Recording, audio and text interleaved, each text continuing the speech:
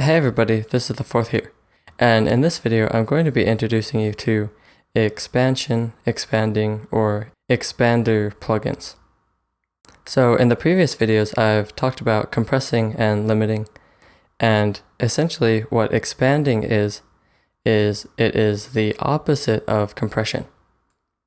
So where compression reduces the dynamic range of your sound, expansion increases the dynamic range of your sound. So in this video, I'm going to be focusing on top-up expanders, but you should be aware that bottom-down expanders also exist.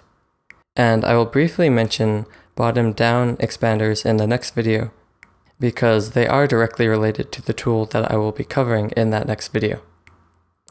But in this video, I am focusing on top-up expanders. Now, for the most part, the parameters are exactly the same as the compressor. So if you haven't watched my video on how a compressor works, I definitely recommend you do that. The link will be in the description, because I won't really be covering the different parameters in this video since they work in the same way that they work on a compressor. And so in this video, I'm actually going to be using the Fruity Limiter compressor to show you expansion, because the Fruity Limiter can also do expansion. And there are plenty of other compressors that do expansion as well. There's a good chance that your compressor will do expansion. And the way to know whether it does or doesn't will be regarding the ratio, and I'll mention that very soon. So just like with compression, you want to set your threshold, and your audio has to be passing that threshold. Otherwise it won't have any effect. And with the Fruity Limiter, if you remember, compression, we would set it to ratios like 2:1 or 20:1. With expansion, we set the ratio to work the opposite way. So instead we'll set it to 1:1.5 or 1:4 or 1:2. And so what this tells the compressor to do, if I were to set it to be 1:2, for every decibel that your sound exceeds the threshold, it will tell the compressor to essentially multiply that by 2 if it is set to 1:2. If it's set to 1:4, then it will tell the compressor that for every 1 decibel that your sound exceeds the threshold, your compressor should output 4 decibels. So you can see that this literally is the opposite of compression. And you can see here is the original sound. But if I start to turn that expander on, and I set it to 1:2,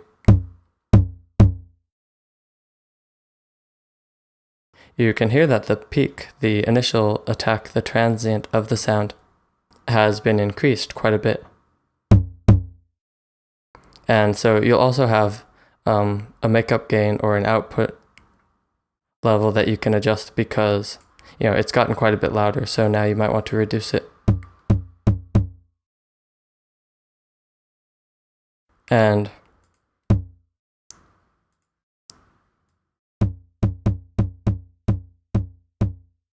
if I reduce it so that it's peaking at about the same level it was before, without that expanding on,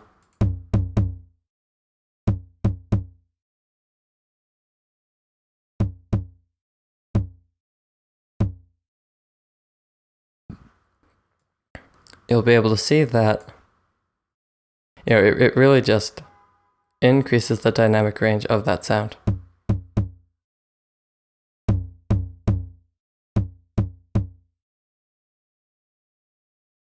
And it kind of makes it a little bit tighter.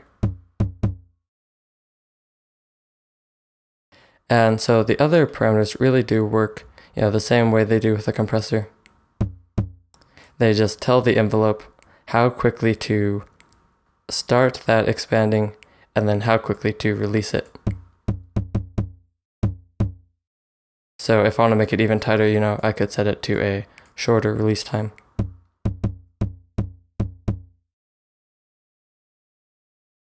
And if I want to kind of expand more of that sound, I could reduce the threshold.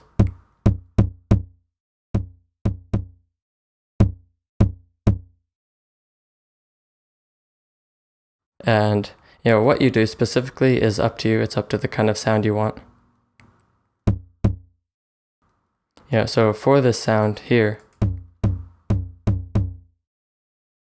if I wanted to tighten it up, kind of reduce the level of that tail, then I could definitely use expansion.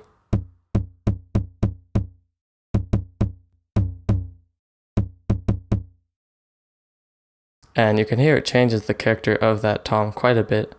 So if this is the sound I wanted, I would use that expansion. But if this was the sound that I wanted, I obviously wouldn't. So expansion is kind of not something that's really talked about a whole lot, as far as I have seen, because really the focus is a lot more on compression. But I think that expansion can be really helpful. It's a really great thing to know about. I've used it before. I don't use it as often as compression, but I definitely do use it, and it's definitely a valuable tool in regards to my personal mixing process. And how you would use it is totally up to you. But if you think about what the compressor is meant to do, basically, if there's any time that you want to do the opposite of that, that's when you might reach for an expander.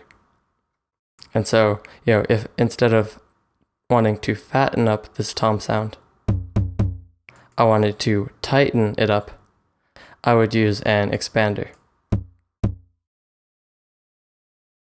So expanders are great for tightening up your sounds, tightening up your drums, maybe your kick.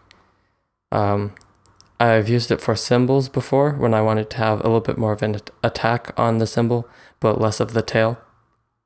So if you want nice, tight, punchy drums, you might use an expander. Whereas if you wanted fat, big, bulky drums, you would use a compressor. And, regarding other instrument sounds, if there's any instrument that you want more dynamic range in, again, it might be to add more punch to your sound.